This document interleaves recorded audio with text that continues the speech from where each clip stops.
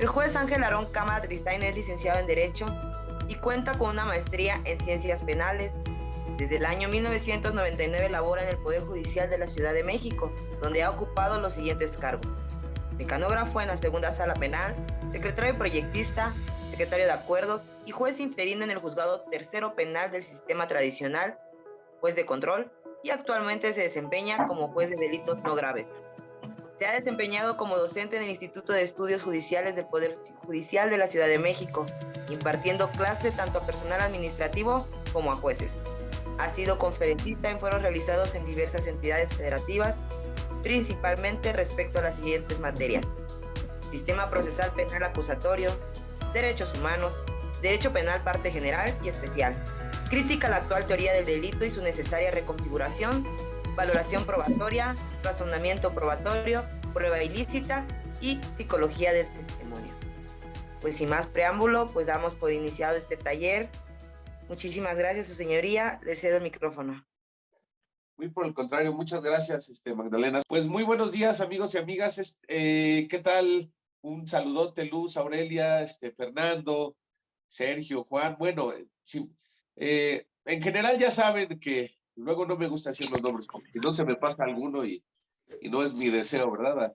Hacer sentir menos a alguien, pero un favor muy importante, pongan sus cámaras. Recuerden que la interacción para mí es demasiado importante, de manera tal que les agradezco a Luz Aurelia, a Fernando, que ya lo están haciendo, ¿verdad? Por supuesto, Magdalena, que es nuestra anfitriona, pero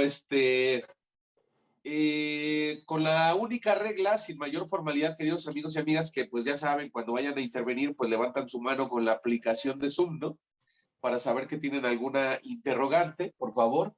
Vamos a hacer una breve semblanza de lo más a fondo posible, por supuesto, el sistema de responsabilidades de servidores públicos. Por supuesto, un poco más allá del tipo de delitos que podemos cometer los servidores públicos, que esto es más, pues más del dominio, ¿verdad? De la comunidad del jurista. O sea, si hay un acto de corrupción consistente en un cohecho, en un peculado, etcétera, en un prevaricato, pues evidentemente vamos a accionar al aparato ministerial con el trazado designio de que se realiza la investigación correspondiente. Al sistema de responsabilidades que yo me refiero es en esencial que no se utiliza en el entorno de la abogacía, generalmente hablando. Es decir, yo siempre he sostenido que la litigación de manera integral implica no solamente abordar el procedimiento, cuando tienes un asunto, ir a la agencia del Ministerio Público, tratar de sacar avante el interés de tu cliente, sino pues hasta la audiencia inicial, intermedia, juicio, etcétera, ¿no? No solamente abordar el derecho desde el lado jurisdiccional, sino también, por supuesto, y sobre todo, desde la perspectiva del sistema de responsabilidades de manera simultánea, ¿eh? Es decir, si estás en una agencia del Ministerio Público y el Ministerio Público comete algún delito, tienes deber de denunciar, ¿verdad? Pero si estás en la agencia del Ministerio Público y el Ministerio Público comete alguna irregularidad de carácter administrativa, una mala atención, ¿verdad? En torno a las obligaciones que tienen encomendadas, pues evidentemente también tienes que proceder en contra de ello, y esto sería por vía el órgano interno de control, ¿cierto? Por la visitaduría de manera primaria y eventualmente por el órgano interno de control, con el objeto de que enmiende, ¿verdad? Se enmiende esta irregularidad, o bien, de no ser posible, pues te cambien a la gente del Ministerio Público y se esté instrumentando una investigación inicial mucho más sana que como había cobrado vigencia, ¿no? Ante el órgano jurisdiccional veremos cómo también hay quejas, no solamente ante el Consejo de la Judicatura vía Comisión de Disciplina Judicial por distintas faltas previstas en la Ley Orgánica del Tribunal Superior de Justicia de la Ciudad de México, pero no solo existe esa queja, existe la queja extraordinaria de que en los órganos jurisdiccionales tenemos constantemente visitas, hecho, visitas ordinarias y extraordinarias, ¿por parte de quién? De visitadores que del Consejo de la Judicatura están verificando 4 veces al año, son trimestrales, que estamos haciendo nuestro trabajo adecuadamente, ¿verdad? Sin denuncia o queja de algún particular, y en ese sentido, pues, en ese espacio, cuando se está realizando la visita, si llega alguien y emite una queja, también puede iniciarse un procedimiento por la vía de Comisión de Disciplina Judicial, o bien tenemos la queja mediante la Dirección de Orientación Ciudadana, y Derechos Humanos del Tribunal Superior de Justicia de la Ciudad de México. Esa es una queja un poquito más compleja que les trataré de explicar. Y también vamos a abordar un poco las quejas que se pueden plantear a nivel penitenciario. Te pregunto, mi querida Magdalena, si ya tenemos la posibilidad de tener este ordenamiento para que se proyecte. Ya ahorita lo proyecto desde mi pantalla, señoría. Vamos a empezar por esta ley general, por leer algunas directrices de la misma, por favor. Y conforme vayan surgiendo las dudas, ya saben, levantan su manita, por favor. Solo quiero hacer una pequeña precisión, amigos y amigas. En tratándose de la Ley General de Responsabilidades Administrativas, estamos por ver ya en un momentito. Quiero que quede claro que cuando esta entra en vigor, ¿verdad? Abroga una ley, que es precisamente la Ley Federal de Responsabilidades Administrativas. La ley federal ya no está vigente, ¿vale? Está vigente, por Regáleme un supuesto. minutito, su señoría, por favor. Sí, gracias. Está vigente. Cuando entra en vigor esta, abroga la ley federal, ¿sale? Entonces, la Ley General de Responsabilidades Administrativas la vamos a ver a continuación, que vamos a ver algunos postulados de la misma. Solamente deroga esta, la federal, pero cada entidad tiene su propia, por ejemplo, aquí en la Ciudad de México, ¿no? Ley General de responsabilidades administrativas, ley de responsabilidades administrativas para la Ciudad de México y así cada entidad del país. ¿Hecho? Esas no perdieron vigencia, solamente la federal. ¿Hecho? Vamos a partir primero de esta premisa, porque al final el sistema de responsabilidades, incluso hasta por las comisiones de derechos humanos, ¿verdad? Tiene que ser, por supuesto, acorde con esta ley general. Debe de haber armonización, ¿no? Porque no solamente, bueno, generalmente vamos a hablar, ¿verdad?, sobre el sistema de responsabilidades vía comportamientos irregulares, faltas administrativas, tanto al Ministerio Público como del órgano jurisdiccional, como del sistema penitenciario. Y hay muchos ordenamientos respecto a los cuales tenemos que ser especialistas, ¿eh? Indefectiblemente tenemos que ser especialistas, porque de no ser especialistas, pues entonces tenemos un gran problema. No estamos litigando de manera integral, solamente estamos litigando lo jurisdiccional y eso no es suficiente, ¿eh? Entonces ya nada más permítanme un segundito, nuestra compañerita está por ponernos la Ley General de Responsabilidades Administrativas y ya de responsabilidad administrativa, y empezamos con los principios cardinales, ¿no? Ya la tiene ahí. Yo suelo, Magdalena, mejor primero bajar la ley y luego Ok. ya Dejar de compartir la pantalla. y luego compartir, porque luego no vayan a salir cosas ahí, ¿no? Es que eso es lo que estoy sintiéndome muy nerviosa, de verdad, lo externo. No te preocupes. Voy a descargarla y ahorita lo comparto, porque digo, no vaya a salir algo ahí que no se pueda ver, mejor me abstengo. No te preocupes. Tienes un minutito, por favor. Sí se escucha. Es que fui por un equipo Ok. diferente, a ver si ahorita arreglábamos Sí, el problema, pero veo que ya, ¿verdad? Sí, ya. Ok. Bueno, entonces, si son tan amables, si eres tan amable, ya que esté compartida, y si no existe inconveniente alguno, no sé qué tal esté mi querida Luz Aurelia Muñoz, Catalán, como para que nos pudiera auxiliar con la lectura, mi amiga, ¿cómo ves? ¿Se puede? Vamos a leer solo unos dispositivos generales, ¿eh? Vamos a aterrizar las ideas principales del sistema de responsabilidades y eventualmente nos vamos a tocar las herramientas más útiles, ¿verdad?, para ustedes en el ámbito de la litigación. Solo antes de empezar a leer esta parte conducente de la ley que ocupa nuestra atención, les pregunto, en general somos poquitas personas, somos 25, les pregunto si alguno de ustedes ha acudido a este sistema de responsabilidades tratándose de quejas, por ejemplo, presentadas ante el órgano interno de control del Ministerio Público, formalmente planteadas, con desahogo probatorio, hasta llegar a la posible sanción de esa especie de servidores públicos, o bien hasta llegar a la sanción por vía jurisdiccional mediante el Consejo o de la Judicatura vía su Comisión de Disciplina Judicial para responsabilidades de órganos jurisdiccionales del órgano común, ¿no? Del fuero común. ¿Alguno de ustedes ha acudido a este sistema? ¿Tiene alguna especie de experiencia en torno a órganos internos de control, comisión de disciplina judicial? Si no es así, por supuesto, para eso estamos aquí, ¿verdad? Pero solo quiero patentizar que no es algo que realmente esté muy, en donde esté muy compenetrado el jurista hoy en día. De ahí la capital importancia de tener que estar constantemente hablando de estos temas en el ámbito de la docencia. ¿Alguna personita que tenga experiencia en torno a ello? Hola, buenos días. Sí, yo he tenido experiencia de los dos tipos. ¿De qué dos tipos? Con el Ministerio Público y con el órgano jurisdiccional. Usted preguntaba que si habíamos llevado ¿Pero a dónde has metido vez. las quejas, hija? Formalmente, ¿a dónde has metido las quejas? Una, pues principalmente en el órgano que revisa los ministerios públicos, que es la ¿En qué estado? visitaduría. Aquí en Ciudad de México. Y la otra, por supuesto, en el comité disciplinario respecto de la queja de un juez aquí en Ciudad de México. Por eso, pero preguntaba, en el órgano ministerial, hija, ¿a dónde físicamente la fuiste a presentar? En visitaduría, que está ahí en, no sé cómo se llama esta avenida, pero bueno, es muy popular. Bueno, por López. a ver, okay. Es que la situación es la siguiente. Eso preguntaba porque, o sea, la visitaduría puede escuchar quejas y atenderlas de momento.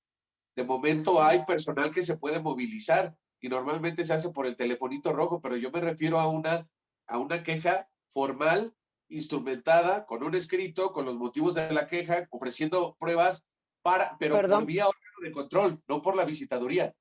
No, yo la hice por visitaduría con un escrito, con una aportación de pruebas y visitaduría le dio seguimiento. Porque hay dos maneras para presentar esta queja respecto a los ministerios públicos. El teléfono rojo no sirve, esa es la realidad, como tampoco sirve visitaduría. Y lo digo con todo el conocimiento y plena de la causa, porque en esa ocasión el Ministerio Público al que se le levantó esta queja, él mismo le dijo a sus colaboradores, pues yo trabajé en visitaduría y realmente no me van a hacer nada, así contestó.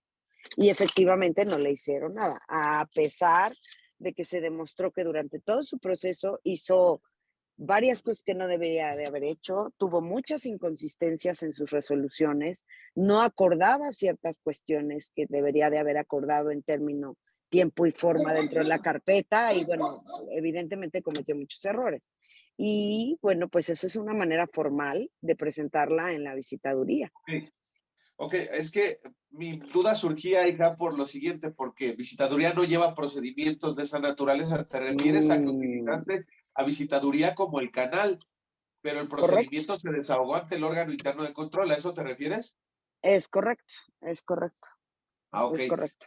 Bueno, para precisar de origen, ¿no? De inicio, la visitaduría no lleva procedimientos de queja. Justamente por eso hacía la pregunta. Puedes interponer la queja, ¿verdad? Sin problema, y se instrumenta porque tienen línea directa, por supuesto, con el órgano interno de control. A donde se sustancia el procedimiento por queja, por comportamientos irregularidades, es en el órgano interno de control. En la Fiscalía General de Justicia de la Ciudad de México existe incluso una unidad de asuntos internos, ¿vale? Unidad de asuntos internos a donde normalmente se desahoga esto por vía del órgano interno de control. Es mucho mejor hacerlo directamente con el órgano interno de control, porque es el que propiamente dicho va a sustanciar el procedimiento correspondiente, ¿no? Amiga, ¿ya tenemos la ley ahí lista?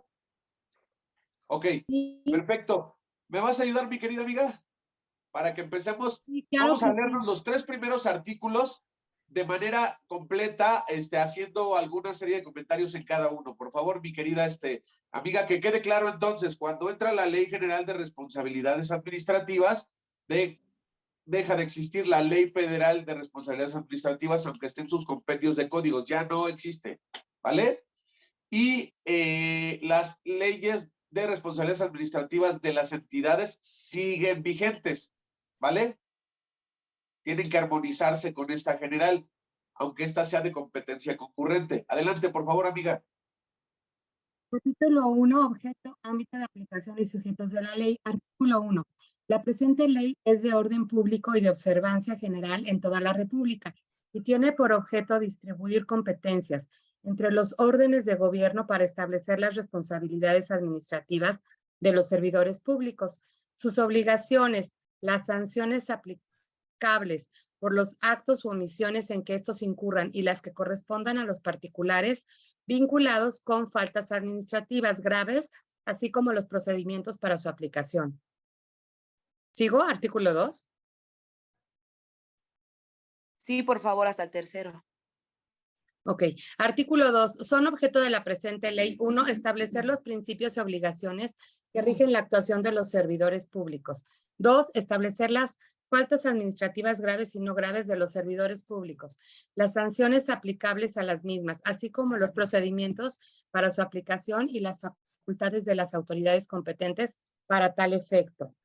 3. Establecer las sanciones por la comisión de faltas de particulares, así como los procedimientos para su aplicación y las facultades de las autoridades competentes para tal efecto. 4. Determinar los mecanismos para la prevención, corrección e investigación de responsabilidades administrativas. Y 5. Crear las bases para que todo ente público establezca políticas eficaces de ética pública y responsabilidad en el servicio público. Artículo 3. Para efectos de esta ley se entenderá por 1. Auditoría Superior, la Auditoría Superior de la Federación. 2. Autoridad investigadora. La autoridad en las secretarías, los órganos internos de control, la Auditoría Superior Perdón, de la hija, Federación. una interrupción. R, nos podríamos saltar hasta el artículo 4, por favor, si eres tan amable, Magdalena? Sí. El 13 es propiamente dicho terminología, no nos va a ayudar en nada en este tiempo que necesitamos aprovechar. Listo. El 4 por favor, son sujetos de esta ley los servidores públicos. 2, aquellas personas que, habiendo fungido como servidores públicos, se ubiquen en los supuestos a que se refiere la presente ley. Y 3, los particulares vinculados con faltas administrativas graves. Bueno, ¿Sí? Hazme el favor, permíteme nada más, de leer el 5º y el 6º, si eres tan amable. 5. No se consideran servidores públicos los consejeros independientes de los órganos de gobierno de las empresas productivas del Estado, ni de los entes públicos en cuyas leyes de creación se prevea expresamente, sin prejuicio de las responsabilidades que establecen las leyes que los regulan.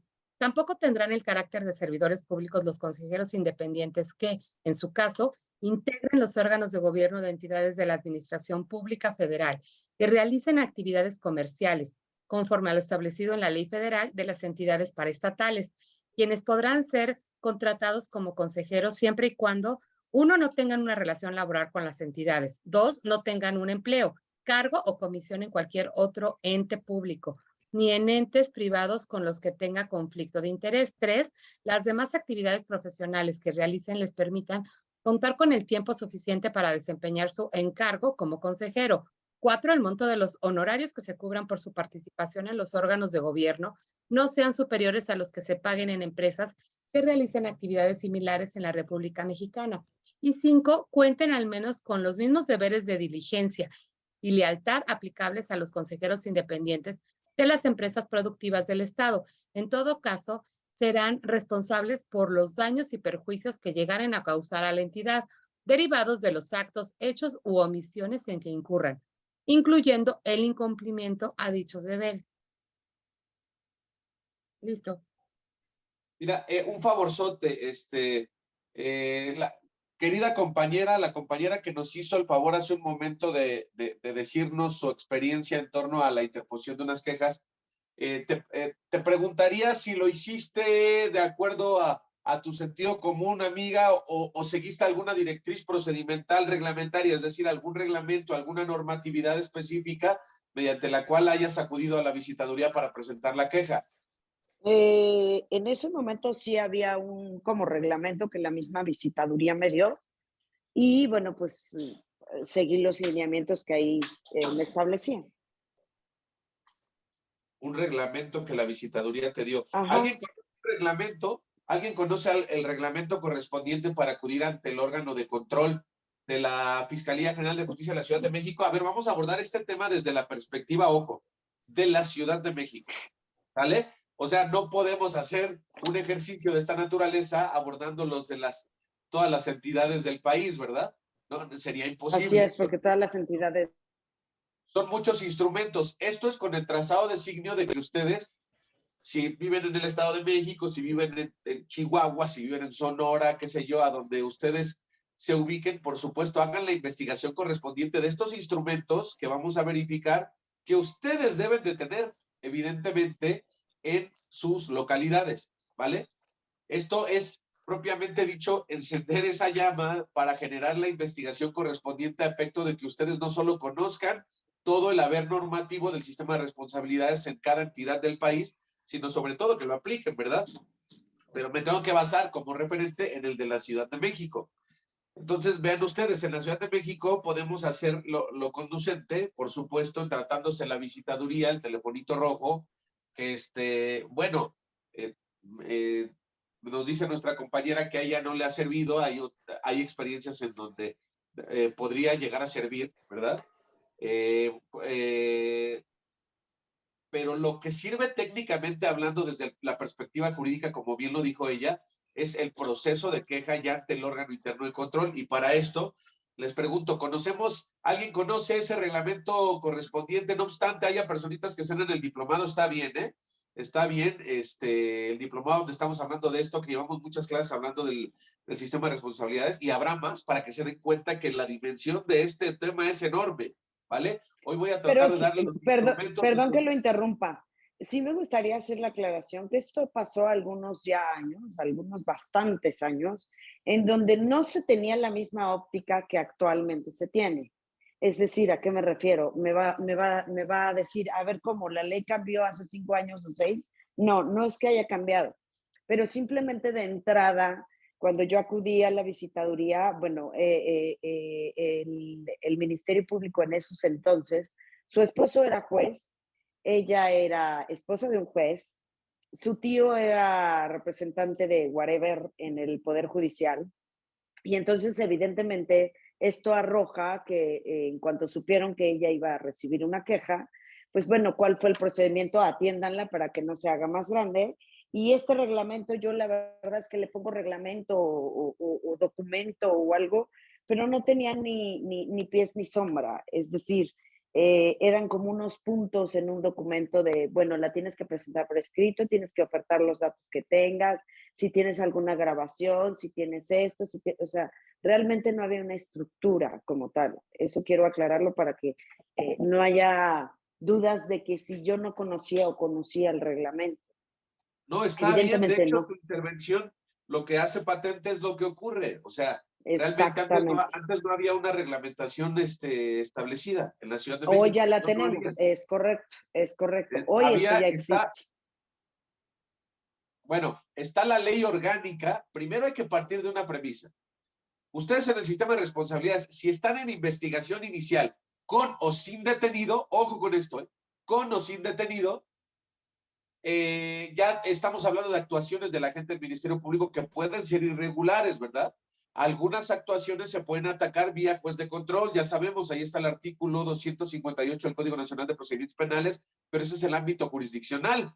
Pero ¿qué pasa, queridos amigos y amigas, si por ejemplo tienen una retención, ¿verdad? Tienen retenido a su cliente y resulta que su cliente en ese momento específico, pues está siendo investigado por un delito que no amerita prisión preventiva oficiosa en términos del artículo 140 del Código Nacional de Procedimientos Penales.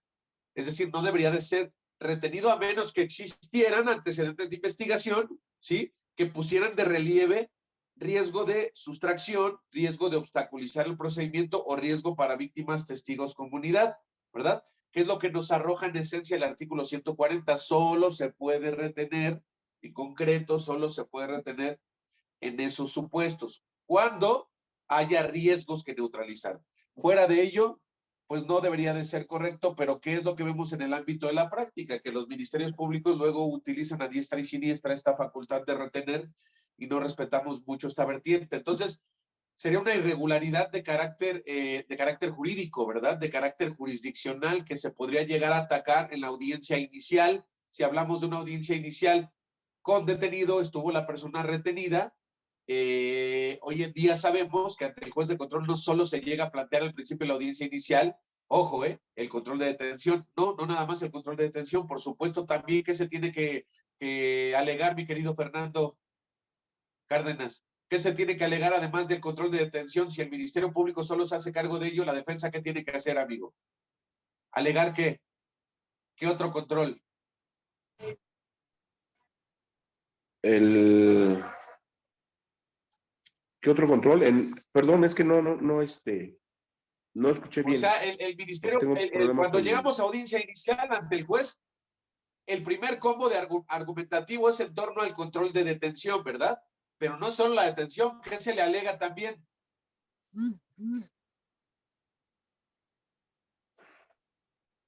Recuerden, el control de retención, ¿sale? O sea, no nada más es el control de detención, es el control de retención. O sea, si la persona estuvo retenida sin que hubiese sustento para estar retenida, es decir, sin que el Ministerio Público hubiera investigado antecedentes de investigación que pusieran de manifiesto riesgos, ¿verdad? Entonces, pues naturalmente no debía estar retenido, tendría que haber sido, aunque la detención fuera legal, la retención pues no procedía y tenía que ser una investigación sin detenido, ¿estamos de acuerdo?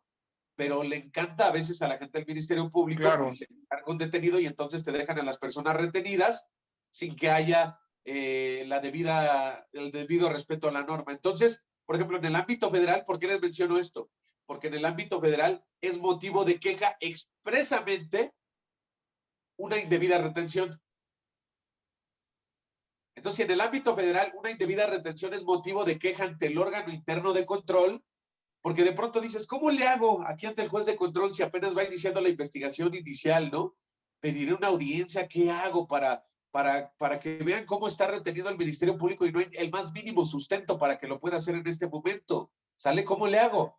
Pues lo primero que tienes que hacer no es lo jurisdiccional, ¿eh? Lo primero sería ponerte las pilas para integrar elementos probatorios, qué sé yo, aportar, ¿qué podrías aportar ahí? Documentos del domicilio, ¿verdad? De tu representado, documentos que den cuenta de su identidad, ¿cierto? O sea, que no hay riesgo alguno de sustracción de alguna otra naturaleza y que no obstante yo, el Ministerio Público, a sabiendas de lo que dispone el artículo 140, el 149, el 131, fracción 11ª, no obstante ello está reteniendo indebidamente. Entonces, por ejemplo, si en el ámbito federal, de manera nominada, está como una irregularidad que es susceptible de ser conocida por vía de queja ante el órgano interno de control, la indebida retención, pues lo hacemos como analogía en la Ciudad de México sin problema, ¿vale? Sin problema, podríamos presentar desde esa primera irregularidad que suele cobrar vigencias en las agencias del Ministerio Público, pero que a veces no es la primera es que llegan ustedes y a veces ni les creen, ¿verdad? Que vayan ustedes por el representado, no les dejan hablar con él, no les prestan los registros de la investigación. No estoy mintiendo, ¿verdad? Es algo común que ustedes experimentan en las agencias del Ministerio Público. Hostilidad, bueno, cuando cobre vigencia esa hostilidad, tienen pues las dos vertientes, ¿no? Tienen el clásico telefonito rojo que naturalmente da lugar a que ahí no van a sancionar, la visitaduría no está hecha para sancionar, para eso no es la visitaduría. La visitaduría, la del telefonito rojo, es para tratar de atender las problemáticas irregulares de momento. Hay situaciones en las que si es necesario se puede ir a plantar el personal de la visitaduría a la agencia del Ministerio Público, ¿no? Pueden darte lugar a cambiarte a la gente del Ministerio Público. No puedes conseguir más, realmente, no puedes conseguir más. A donde puedes conseguir incluso hasta destituciones es justamente en el órgano interno de control. Aquí en la Ciudad de México ya está bien reglamentado, pero lamento decirles que no siempre fue así. Les voy a dar a continuación el nombre de un documento, ¿verdad?, que se creó apenas pasada la pandemia, las primeras vertientes de la pandemia. Este documento lo generó Ernestina Godoy Ramos como fiscal, ¿verdad?, el día 8 de septiembre del año 2020. A partir del 8 de septiembre del año 2020 ya tenemos mejor instaurado un sistema de responsabilidades, ¿verdad?, en la Ciudad de México. Antes estaba, como nos lo decía nuestra compañera, no había normatividad clara, específica. O sea, punto de partida para el sistema de responsabilidades. Primero, la ley general, ¿vale? Deben ustedes de aprender a leer constantemente y releer para tener el hábito de utilizarla en los escenarios de queja. Esta ley general, la ley de responsabilidades administrativas de cada localidad y, sobre todo, partir de qué premisa. Primero, ley orgánica de la Fiscalía General de Justicia, ¿vale? Y luego el reglamento de la ley orgánica de la Fiscalía General de Justicia de cada entidad o de la República, si es el caso. O sea, primeros instrumentos que utilizan ustedes, ley orgánica y reglamento de la ley orgánica, sea fuero común o federal, ¿vale? Pero les va a hablar poquito del sistema de quejas. ¿Hecho? La gran mayoría de estos ordenamientos les va a hablar de una forma muy genérica, sobre todo a título ministerial. De acuerdo al Poder Judicial, ¿sale? Ahorita vamos a eso, mi querido Javier Zacatelco. Lo voy a explicar a cabalidad. La idea es que ustedes sepan a dónde acudir, cómo acudir, con qué escrito, cómo lo hacen, etcétera, ¿vale? Entonces aquí la primera virtud que ustedes deben de saber es partir de esos tres fundamentos, la ley general, la de su localía y aparte ley orgánica y reglamento de la ley orgánica. Y después tenemos que aprender a averiguar a dónde están los instrumentos torales de responsabilidades.